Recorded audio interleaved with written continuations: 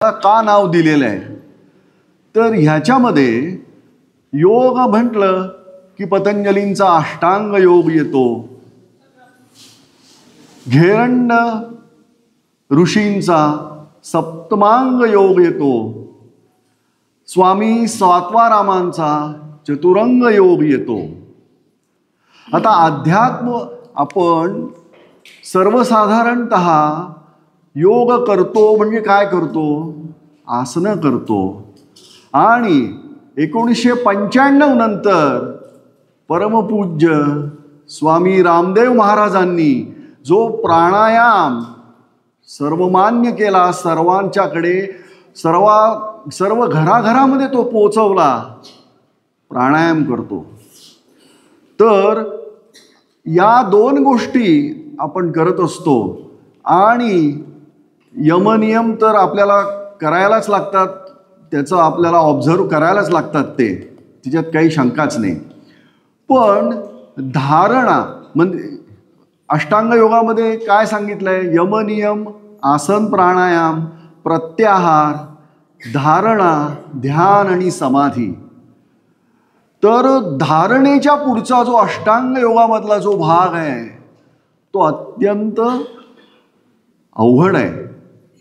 तर त्याला आपण जर अध्यात्माची आपल्या संत श्रेष्ठींनी जर समजा जी आपल्याला तत्व सांगितलेली आहेत त्या पद्धतीने जर आपण धारणा केली तर नक्की आपल्याला त्याच्यामध्ये लवकर प्रगती होईल.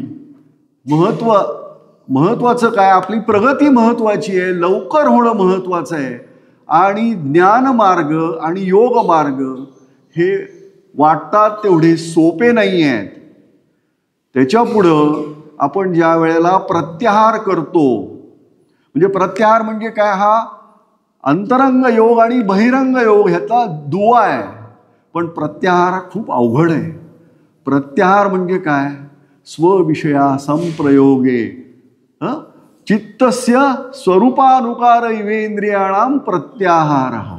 म्हणजे आपल्या चित्तामध्ये ज्या काय वृत्ती निर्माण होत असतात त्या वृत्ती कमी करायच्या. कसं आहे की तुमच्या मनामध्ये ज्या वृत्ती येतात, विचार येतात, व्हायब्रेशन्स येतात, तुम्ही जन्माला आल्यानंतर पहिला श्वास आणि शेवटचा श्वास मृत्यूच्या वेळचा, त्या श्वासागणित तुमच्या मनामध्ये त्या वृत्ती येत असतात, व्हायब्रेशन्स येत असतात, विचार येत असतात. ज्या वेळेला तुम्ही श्वास बंद करता, म्हणजे तो अंतर्कुंभकानी असो किंवा तो केवल कुंभकानी असो किंवा बहिर्कुंभकानी असो, त्यावेळेला तुमच्या मनामधले जे विचार आहेत ते तुम्ही कमी करू शकता. आपण अंतर्कुंभक किती करू शकतो? 40 सेकंद. सर्वसाधारणतः जे खूप एक्सपर्ट आहेत ते 60 सेकंदापर्यंत. त्याची आपण आवर्तन किती करणार दिवसभरामध्ये? 15-20 वेळा. बहिर्कुंभकाचंही तसंच आहे. आपण ज्या वेळेला अग्निसार क्रिया करतो, पोट आत बाहेर करतो श्वास सोडून, त्यावेळेलाही तो बहिर्कुंभकाचा आपल्याला त्याच्यामध्ये फायदा होतो, बहिर्कुंभकही होतो. पण हे अंतर्कुंभक आणि बहिर्कुंभक आपण किती कमी वेळा करणार, म्हणजे किती वेळा करणार त्याला मर्यादा आहे. तर आता केवल कुंभक म्हणजे काय आपल्याला माहिती आहे, किंवा केवल कुंभक असं आहे की तुम्ही श्वास घेणं आणि श्वास सोडणं ह्याच्यामध्ये जी नॅचरल गॅप असते त्याला केवल कुंभक म्हणतात. किंबहुना ती गॅप आपल्याला जाणीवपूर्वक वाढवायची असते. दीर्घ श्वास घ्यायचा, थांबायचं आणि दीर्घ श्वास सोडायचा आणि परत थांबायचं. सुरुवातीला हे आपण एका क्षणाने सुरुवात करू शकतो, 1 क्षण थांबा. नंतर आपण अंतर्कुंभकामध्ये तर 1, 4, 2, सुरुवातीला 1, 2, 2, पूरक 1 म्हणजे 5 सेकंद किंवा 4 सेकंद तुम्ही जर पूरक केला तर अंतर्कुंभक आपण त्याच्या 4 पट करतो आणि जो रेचक असतो तो आपण दुप्पट करतो. तर हे जे आहे हे अंतर्कुंभक, बाह्य कुंभक आणि केवल कुंभक ह्याच्यामध्ये आपण जो आपला वेळ असतो तो आपण दिवसभरामध्ये 1 तास जरी तुम्ही प्राणायाम आणि सूर्यनमस्कार आणि जर आसनं केली तरी सुद्धा पुरेसं आहे. सर्वसाधारण लोक तेवढंच करतात, पण आपल्याला दिवसभरामध्ये 3 तास हे जर आपण केलं तर आपल्याला ह्याची पुढे प्रगती दिसणार आहे. 1 तासाने फक्त आपण मेंटेन होऊ. आणि हे तर आपल्याला सर्वांना माहिती आहे की योगशास्त्राने आपल्या शारीरिक शक्तीमध्ये म्हणजे आपली कपॅसिटी जी आहे, एखाद्याला समजा उन्हाळ्याचा त्रास होतो किंवा थंडीचा त्रास होतो, तर आपण जर फक्त 1 तास प्राणायाम किंवा योग हा जो करतो त्याने फार फरक पडत नाही. आपल्या शक्तीमध्ये फरक पडत नाही. आपल्या ज्या सुरुवातीच्या ज्या तुमच्या जन्मजात ज्या तुमच्या संवेदना असतात किंवा तुम्हाला थंडी वाजणं आहे, तुमची जी शक्ती आहे त्याच्यामध्ये फरक पडत नाही. त्याच्यासाठी आपल्याला योग हा खूप जास्त प्रमाणावर करायला पाहिजे.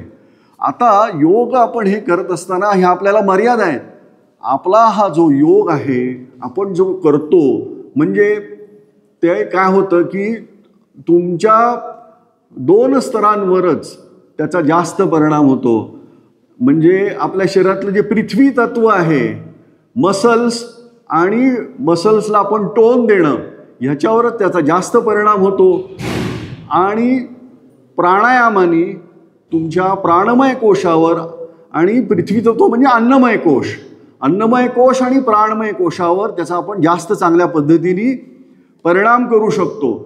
आता प्राणजय मनोजय, प्राणाचं आणि मनाचं आपण आत्ताच बघितलं की खूप मोठं त्याचं गणित म्हणजे ते एकमेकाशी निगडितच आहे.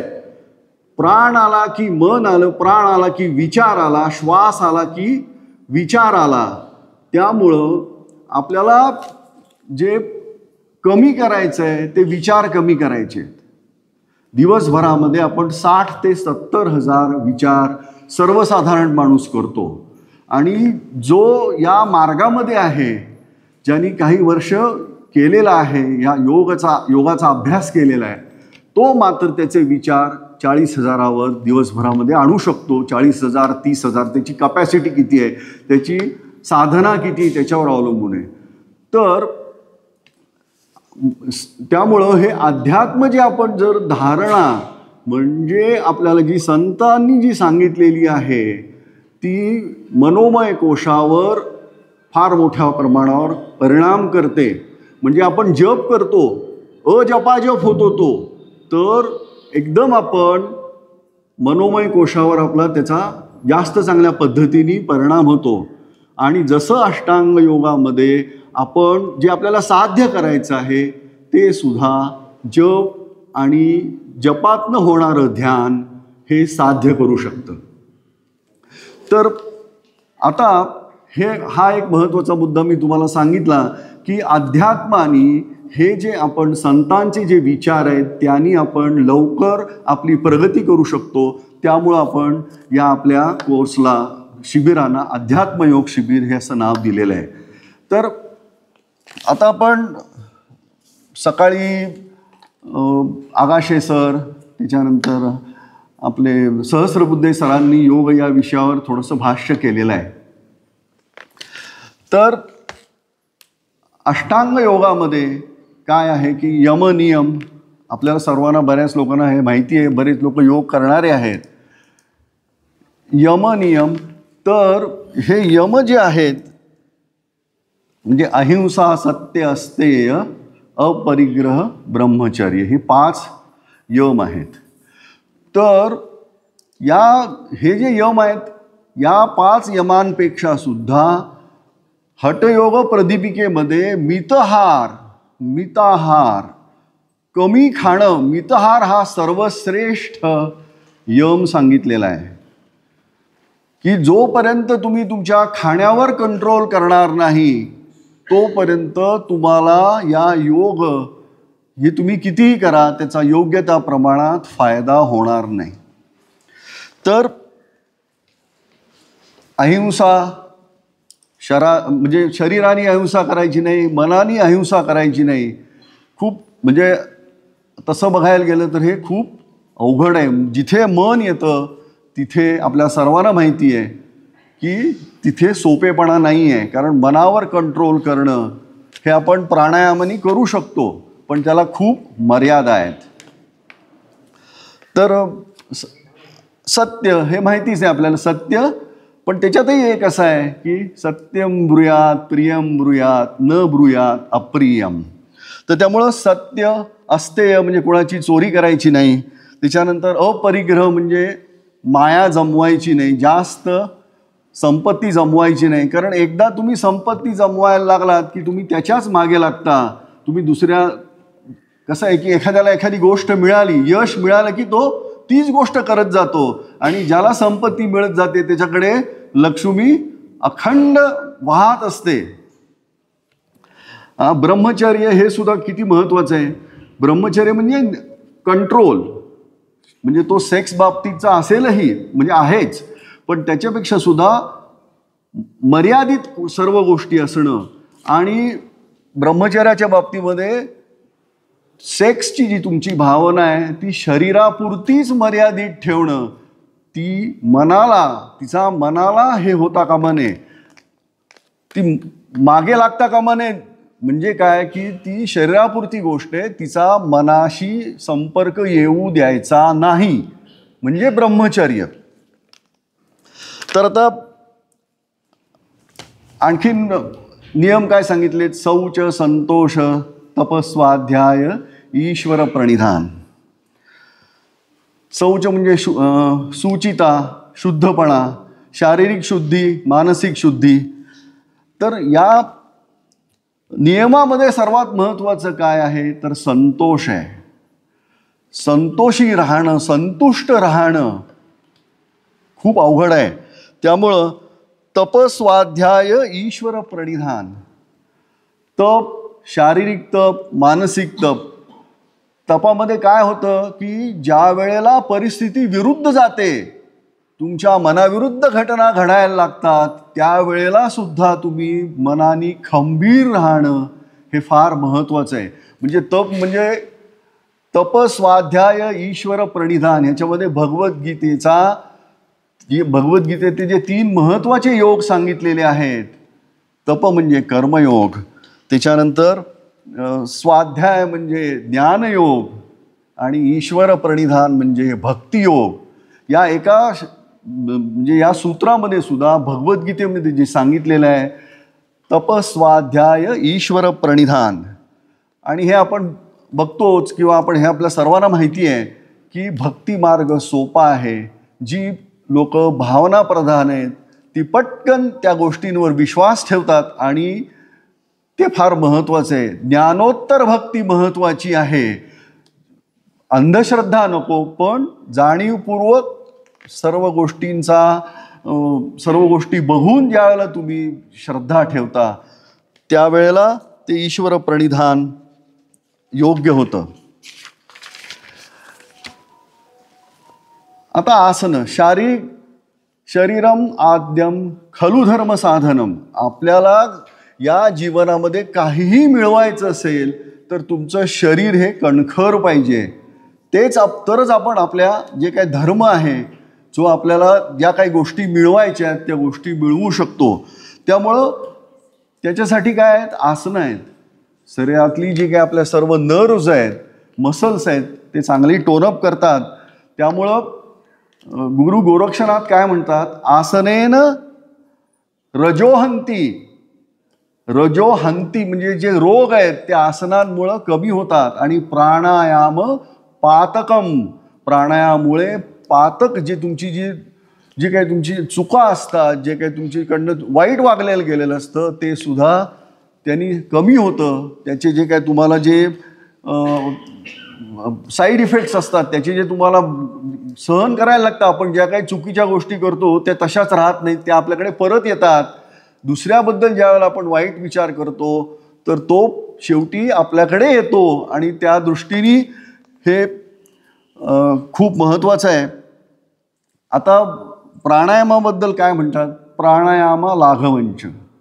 प्राणायामाने काय होतं? हलकेपणा शरीरामध्ये निर्माण होतो.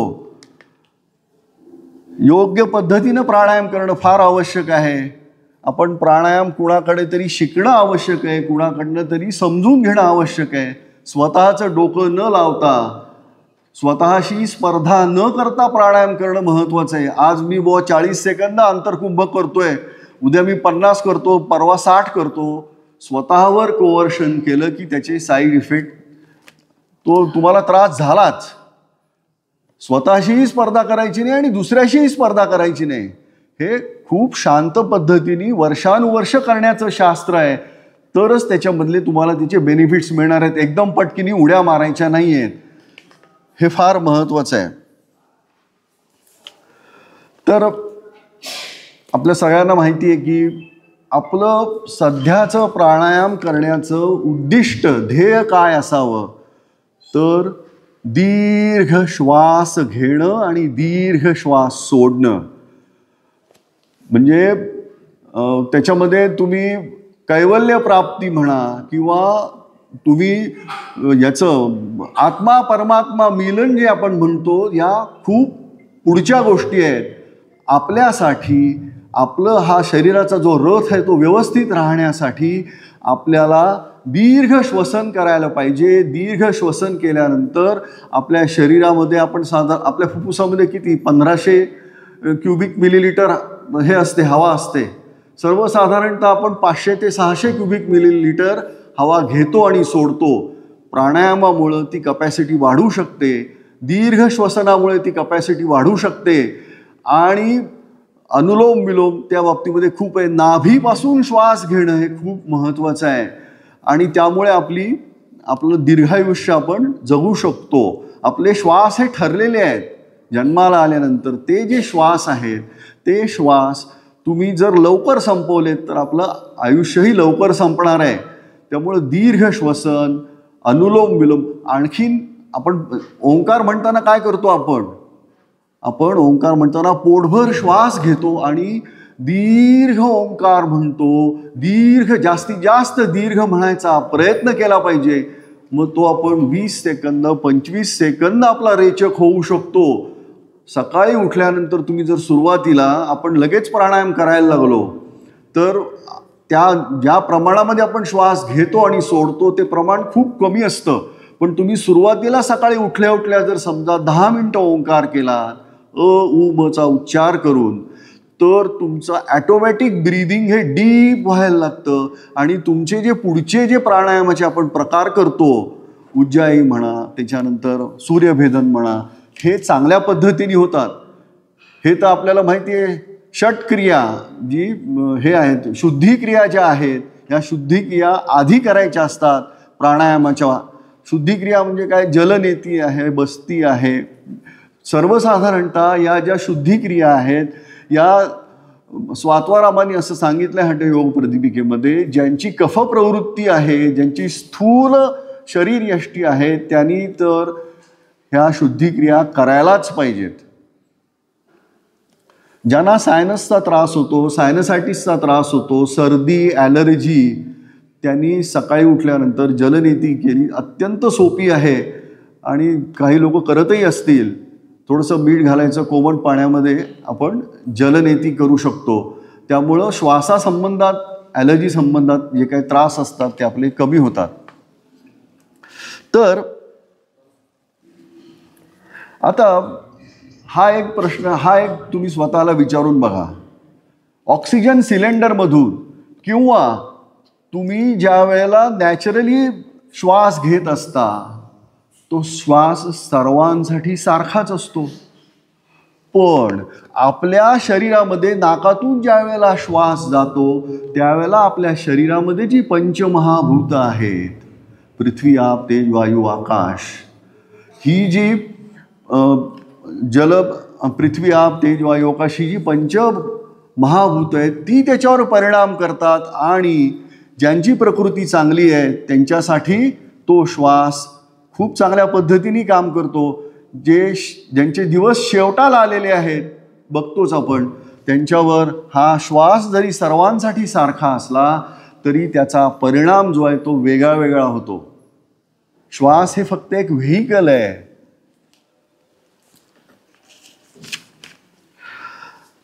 तर आता आपण एक सूर्यनमस्कार याविषयी बोलूया.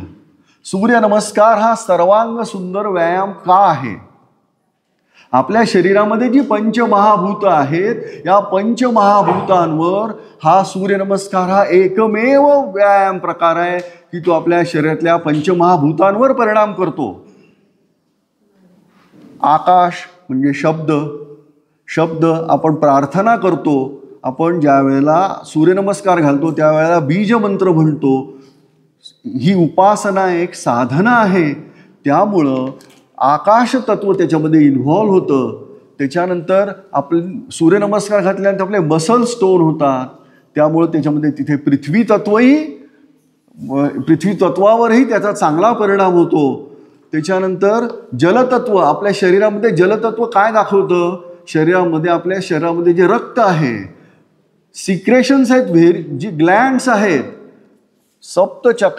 सप्तचक्रांमध्ये ज्या काही कनेक्टेड 7 ग्लँड्स आहेत, पिनल ग्लँड, पिट्युटरी ग्लँड, त्याच्यानंतर थायरॉइड ग्लँड घशाच्या इथे पिनल ग्लँड, आतमध्ये पिट्युटरी ग्लँड, त्याच्यानंतर इथे विशुद्धी चक्राच्या इथे थायरॉइड ग्लँड, इथे हृदय चक्राच्या इथे थायमस ग्लँड, इथे पँक्रियाज, लिव्हर आणि अधिवृक्क ग्रंथी, ॲड्रिनल ग्लँड्स, स्वादिष्ठान चक्राच्या इथे आहेत. तर सूर्यनमस्कार घातल्यानंतर ती सिक्रेशन सुद्धा चांगल्या पद्धतीने होतात असं लक्षात आलेलं आहे. वायू तर आपल्याला माहिती आहे, आपण काही स्थितीमध्ये प्राण म्हणजे श्वास घेतो सोडतो, काही ठिकाणी श्वास सोडून थांबतो. तर त्याच्यामध्ये वायूसुद्धा इन्व्हॉल्व होतो.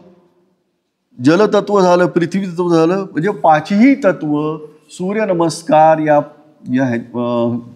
या व्यायाम प्रकारामध्ये 5ही तत्व, पंचमहाभूत जे आपल्या शरीरामध्ये आहेत त्याच्यावर अत्यंत चांगला परिणाम होतो. आणि कुठेही रोज फिरायला जातात लोक, पाऊसच आहे, जाताच येत नाही, खूप प्रचंड पाऊस आहे, हे भानगडच नाही.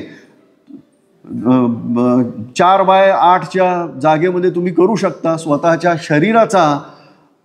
शरीराच्या वजनाचा उपयोग करून तुम्ही सूर्यनमस्कार घालू शकता. त्याच्यात 7 आसनं आहेत, 5 आसनं रिपीट होतात.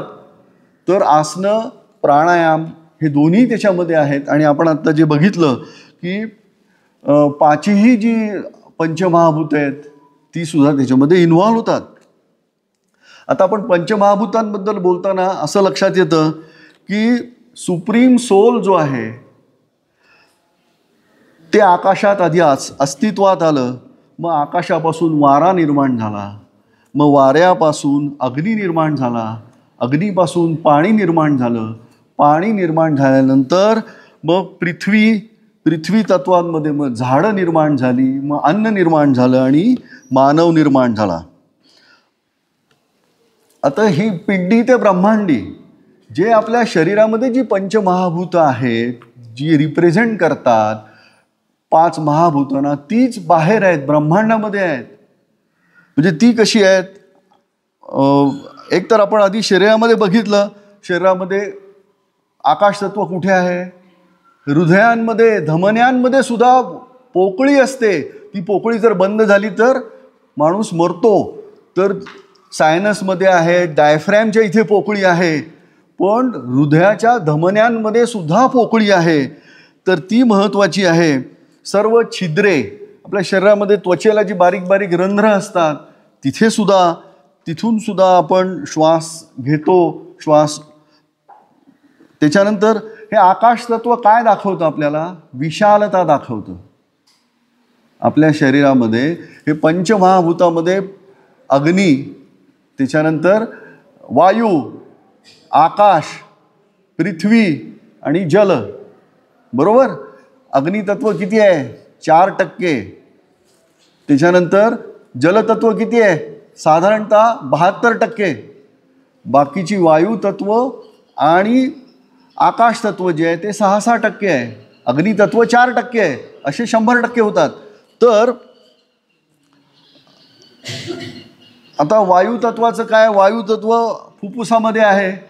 सकाळी आपल्याला वायूचं निस्सरण झालं नाही तर आपल्याला नंबर 2ला होत नाही. म्हणजे तिथेही वायू कामाचा आहे. वायू बिघडला, डोक्यात गेला तर मानसिक त्रास होतात, वेड लागू शकतं.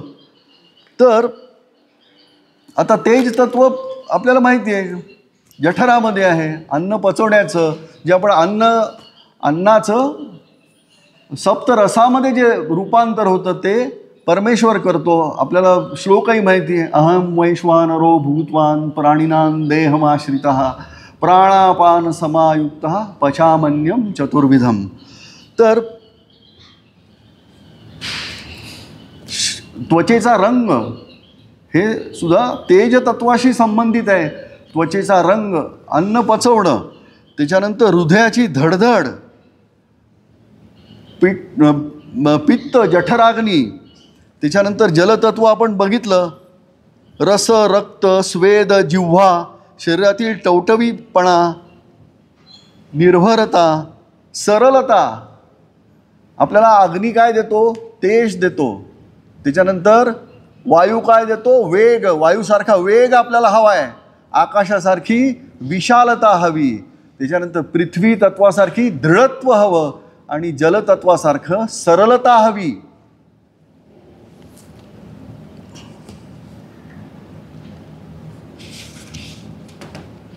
आपण देवाजवळ प्रार्थना करतो त्यावेळेला काय नैवेद्य दाखवताना हे 5 जे आपले प्राणवायू आहेत, म्हणजे प्राणवायूचे जे 5 भाग आहेत, खाली आहे तो सर्वात अपान वायू आहे मूलाधार चक्राच्या इथे. त्याच्यानंतर व्यान वायू जो आहे तो स्वाधिष्ठान चक्राच्या इथे आहे. त्याच्यानंतर समान वायू जो आहे अन्न पचवतो तो नाभीजवळ आहे. हृदयाजवळ जो आहे तो प्राणवायू आहे आणि उदान वायू जो आहे तो आपल्या घशाजवळ आहे, विशुद्धी चक्रात आहे. तर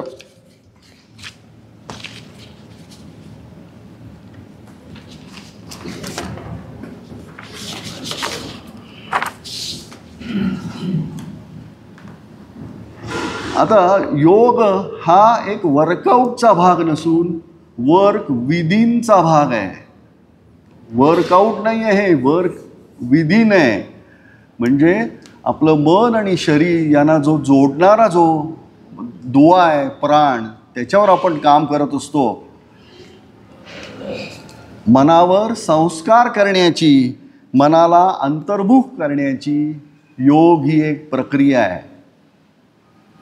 तर ह्याच्यामध्ये आपण श्वास हे आपलं टूल आहे. अध्यात्मामध्ये काय आहे? विचार. जे काय आपल्याला एक जे जप दिलेला आहे त्या दृष्टीने अध्यात्म हे संतांनी जे सांगितले त्या पद्धतीने जर आपण त्याचा जर हे केला, ते जर फॉलो केलं तर ते फार चांगल्या पद्धतीने पटकन होणार आहे.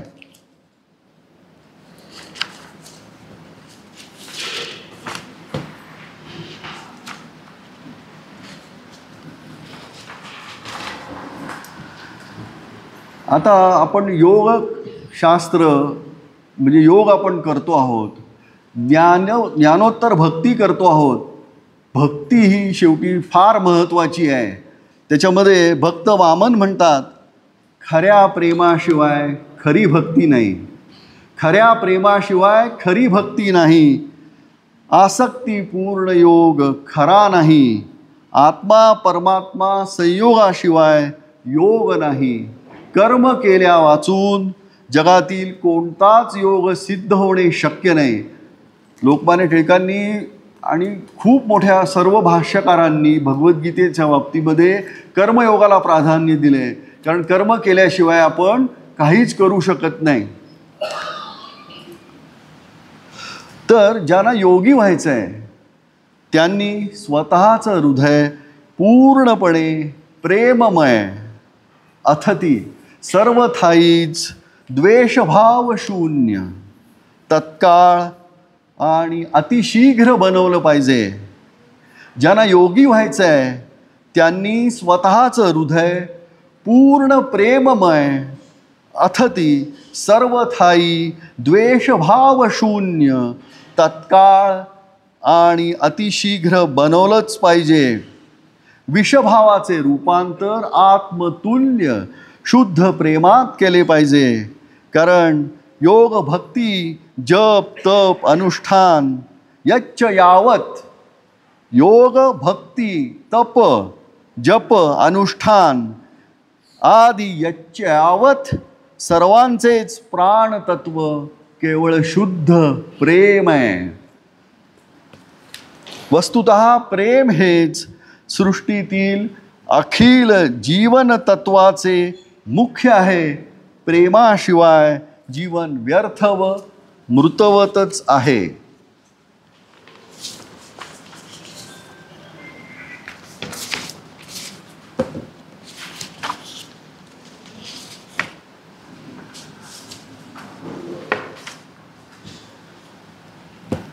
आता ध्यानाच्या बाबतीमध्ये एक महत्त्वाची गोष्ट अशी आहे की आपण ध्यान करतो, म्हणजे जप ध्यान वेगळं, पण ज्या वेळेला आपण योगशास्त्रानुसार ध्यान करतो त्यावेळेला आपण आनापानसती ध्यान आहे की आपण श्वासावर लक्ष ठेवतो. काही जण श्वासावर लक्ष ठेवतात, काही वेळेला इव्हन अंतर्कुंभक करताना सुद्धा सबीज त्याच्यामध्ये तुम्ही एक वेळा गायत्री मंत्र म्हणा, त्यावेळे तितका वेळ तुम्ही तो श्वास घ्या आणि नंतर मनातल्या मनात 4 वेळा गायत्री मंत्र म्हणा आणि परत सोडताना 2 वेळा गायत्री मंत्र म्हणा, असं स्वामी विवेकानंदांनी त्यांच्या राजयोग या पुस्तकामध्ये लिहिलेलं आहे. म्हणजे सबीज जे आपण करतो तिथे बीज आहे, तिथे शब्द आहेत. तर आता आपण ध्यानाबद्दल बोलतोच आहोत, तर ध्यान हे आहे ना, हे ध्यान शिकवता येत नाही. ध्यान आपोआप होतं. त्याच्या आधीची जी स्टेज आहे धारणा, ती मात्र शिकवता येते. धारणा शिकवता येते म्हणजे काय की बुवा एका ठराविक ठिकाणी बस, एक ठराविक जप कर किंवा श्वासावर लक्ष ठेव आणि स्वस्थ बस. एका ठराविक ठिकाणी बस, ठराविक वेळेला बस, ठराविक जागी बस, हे तुम्हाला शिकवता येते. आता त्याच्यामध्ये धारणा सूच योग्यता मनसः देशबंध चित्तस्य धारणा, हे धारणेच्या बाबतीतले 2 पतंजलींची सूत्र फार महत्त्वाची आहे. देशबंध, देश म्हणजे काय, कुठला तरी विचार. देशबंध चित्तस्य धारणा. आणखीन एक महत्त्वाचं सूत्र म्हणजे धारणा सूच योग्यता मनसः. तुम्ही तुमची स्वतःची काय धारणा करता, स्वतःबद्दल काय विचार करता, तसे तुम्ही कळत न कळत बनता. मन एव मनुष्याणां कारणं बंधमोक्षयोः. मन एव कारणं बंधमोक्षयोः. मनो हि स्वर्ग नरकौ, मनो हि स्वर्ग नरकौ सुख दुःखश्च जन्मनि यथा चिंतयन्ते यस्तु तथा भवति तद्रुणः. हेच आहे उपनिषदामध्ये, हेच सांगितलंय. तुम्ही स्वतःबद्दल जो काही विचार करता तसे तुम्ही बनत जाता. मनच हे तुमच्यासाठी स्वर्ग असू शकतं, मनच हे तुमचं नरक होऊ शकतं. तर आता आपले ही जी शरीर मन बुद्धी याच्याबद्दल आपण थोडा विचार करू. शरीर हे आहे पृथ्वी तत्वाचं आहे. मन आहे हे रजोगुणी आहे, सारखं हिंडत असतं, सारखं फिरत असतं. आत्ता इथे तर क्षणात पलीकडे कुठेही जाऊ शकतं. तर ते रजोगुणी आहे, ते वायू तत्वाचं आहे, वायू कुठेही जाऊ शकतो. त्याचप्रमाणे बुद्धी ही जी आहे, बुद्धी ही तेज तत्वाची आहे, अग्नितत्वाची आहे आणि सत्वगुणी आहे. अहंकार मात्र पृथ्वी तत्वाचा आहे आणि तो तमोगुणी आहे. आपल्या निर्णयाच्या वेळेला अहंकारमध्ये येता कामा नये. आपण जे निर्णय घेतो, आपल्याला एखादा ॲक्शन घ्यायची आहे, आपल्याला काहीतरी गोष्ट समजली आहे आणि ती त्याच्यानंतर आपलं मन जे आहे त्यावर जे काम करतं, मेमरी, आपण सर्वसाधारण आपले जे निर्णय जे घेतो ते आपल्या मेमरीने घेतो. त्यावेळेला त्याच्यामध्ये अहंकार येता कामा नये. अहंकार जर आला तर आपले निर्णय चुकू शकतात. तर अंतःकरण जे आहे हे आकाश तत्वाचं आहे आणि चित्त म्हणजे तुम्ही जन्मल्यापासून तुमच्या मनामध्ये जे काय मेमरी तुम्ही जे काय साठवता त्याला चित्त असा शब्द आहे. ते जलतत्वाचं आहे आणि ते सत्वगुणी आहे. तर आपण बाकी प्राणायामाच्या बाबतीमध्ये अष्टकुंभकाबद्दल डिटेलमध्ये अजून बोललेलो नाही आहेत. सूर्यभेदन, उज्जाई, शीतली, सितकारी, भस्रिका, भ्रामरी, मूर्छा, प्लाविनी, अष्टकुंभका. तर प्राणायाम म्हणजे त्याच्यामध्ये कुंभक हा आवश्यक आहे, कुंभक हा आहेच. तर सूर्यभेदनात काय करतो आपण? उजव्या नाकपुडीने श्वास घेतो, डावीनी सोडतो. त्यावेळेला आधी अंतर्कुंभक करतो, दीर्घ श्वास घ्यायचा उजव्या नाकपुडीनी, अंतर्कुंभक करायचा आणि मग उजव्या नाकपुडीनी सोडायचा. ही सूर्यभेदन आहे. सूर्यभेदन ज्यांना BP आहे त्यांनी करू नये, ज्यांना हार्टचा त्रास आहे त्यांनी सूर्यभेदन करू नये. सूर्यभेदन उन्हाळ्यात करू नये कारण फार हीट वाढते, खूप हीट वाढते. आणि ज्या लहान मुलांना किंवा सर्व मोठ्या माणसांना सुद्धा कृमीचा त्रास होतो तर तो सूर्यभेदनाने तुमच्या पोटामधले कृमी जे असतात ते मरून जातात, पोटाची तुमची कार्यक्षमता वाढते. त्याच्यानंतर उज्जयी बाबतीत काय आहे? उज्जयी बेसिक प्राणायाम आहे. उज्जयी 2 प्रकारे करतात. दीर्घ श्वास घेताना आवाज करत श्वास घेतात, तसंच क्रियायोगामध्ये वगैरे श्वास सोडताना आवाज करतात. तर उज्जाई ही जी क्रिया आहे दीर्घ आपल्या शरीरामध्ये ही विजयी होणारी क्रिया आहे. उज्जाई विजयी मिळवणारी. तर उज्जयीमध्ये आपल्या शरीरामध्ये उष्णता निर्माण होते आणि उज्जयीचं काय आहे? उज्जयी आपल्या विशुद्धी चक्राशी संबंधित आहे. आता आपण अनुलोम विलोम करतो. अनुलोम विलोमचा काय उपयोग होतो? तो व्यानवायूवर उपयोग करतो. त्याच्यानंतर कपालभाती जी आहे ती समान वायूवर आपल्या शरीरातल्या काम करते, पोटावर जास्त करून. वास्तविकतः कपालभाती हे छातीशी संबंधित आहे, पण त्याचे इफेक्ट्स संपूर्ण शरीराबाबतीत आहेत. तुमची उत्सर्ग क्रिया जी आहे ती उत्सर्ग क्रियासुद्धा त्याच्यामुळे सुधारते. तर सूर्यनमस्कार आणि हे जे व्यानवायूशी संबंधित आहेत अनुलोम विलोम, त्याच्यानंतर अपानवायूशी संबंधित आहे ती अश्विनी क्रिया आहे. अपानवायू जर तुम्हाला चांगला करायचा असेल तर अश्विनी क्रिया करायची. म्हणजे आपल्या शरीरामध्ये मूलबंध जो आपण बांधतो, मूलबंध बांधतो म्हणजे काय करतो आपण? शरीरामध्ये आपलं जे गुदद्वार आहे ते आपण वरती खेचतो आणि आकुंचन करतो. तर अश्विनी क्रिया ही अशीच आहे, फक्त उघडझाप करायची 30 वेळेला.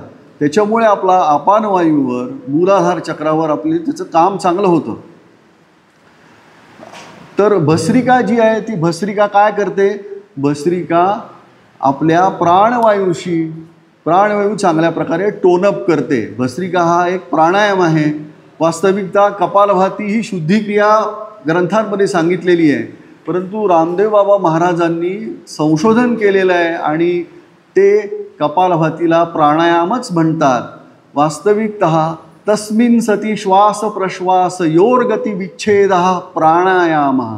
प्राणायाम म्हणजे काय? तर तुमची श्वास प्रश्वास घेण्याची जी नॉर्मल क्रिया आहे त्याच्यामध्ये जर छेद झाला तर तो प्राणायाम होतो.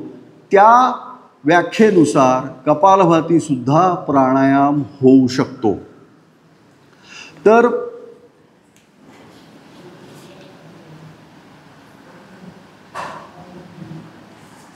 आणखीन भ्रामरी आपण सकाळी केली, भ्रामरीनी स्ट्रेस कमी होतो, अनुलोम विलोमनी स्ट्रेस कमी होतो, ओंकारानेही स्ट्रेस कमी होतो. तुमच्या चित्तवृत्ती शांत होतात, तुमच्या मनामध्ये येणारे विचार सवयीनी दीर्घकाळ केल्याने हळूहळू कमी होतात. भ्रामरी तर आपल्याला माहिती आहे, ज्यावेळेला कोविड आला होता त्यावेळेला डॉक्टर्स लोकसुद्धा भ्रामरी करायला रेकमेंड करत होते. नायट्रिक ऑक्साईड आपल्या नाकामध्ये तयार होतो आणि भ्रामरीच्या गुंजनामुळे आपला स्ट्रेस हा कमी होतो. ज्यांना BP आहे ज्यांना रात्री झोप येत नाही त्यांनी रात्री जरूर ओंकार आणि भ्रामरी 5-5 मिनटं करावी. 5 मिनटं आणि भ्रामरी 3 मिनटं किंवा 5 मिनटं. लगेच झोप लागते, शांत होतं मन. मनात येणारे जो विचारांचे जे काहूर असतात ते कमी होतात, विचारांचं कोलाहल कमी होतं आणि लवकर आपल्याला पटकिनी झोप लागते.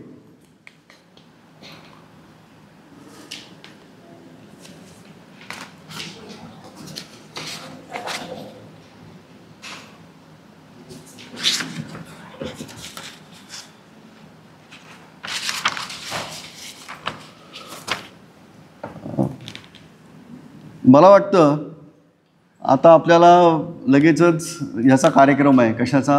गायनाचा कार्यक्रम आहे. तर मी सकाळी जे ध्यान घेतो त्यावेळेला काही ना काहीतरी सारखं सांगतच असतो. तर आत्ताचं हे मी काय म्हणतात, माझं हे जे थोडंसे चिंतन आहे म्हणा किंवा माझे जे काय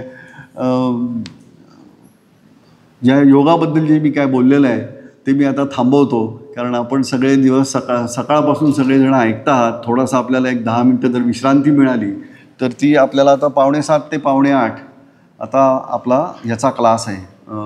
क्लास नाही, सॉरी, गायन आहे आता.